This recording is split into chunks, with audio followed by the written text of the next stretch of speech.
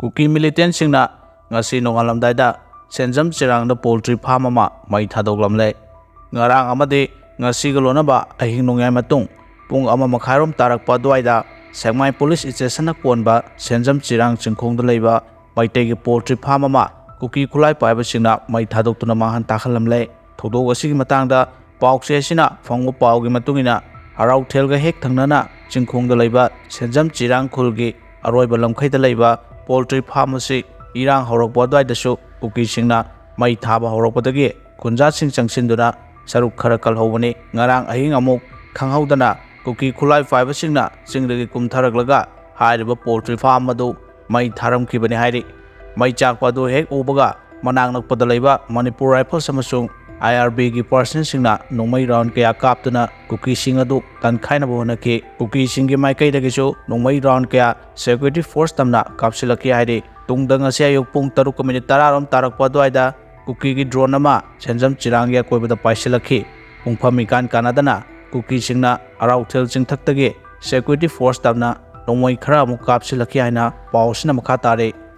Lilong Chingjau gi thodokta nongaitaba phongdoragle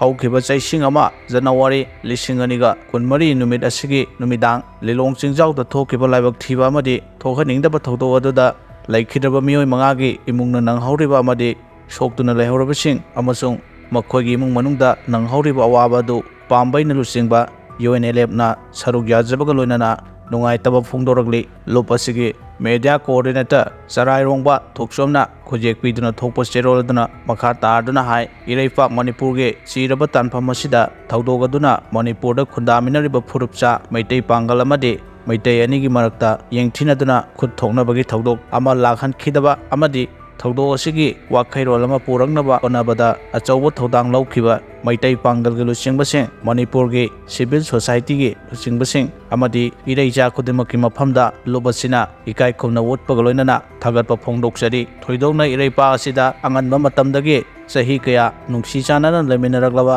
maitai amadi maitai pangal ani gi marakta leiriba nungsi chanabagi mari asi khubai ama phawba kaihandanabagi daba thodang chauna lobikhiba maitai pangal gi lusingbasingbu lomnei kai khomna bochari makha tara maitai amadi maitai pangal ani gi marakta amana amabu nungai handaba yaba wahi wata sing sizinnabidanaba ireija khudimaki maphamda appeal tawjari hainasu cheroladuna makha tare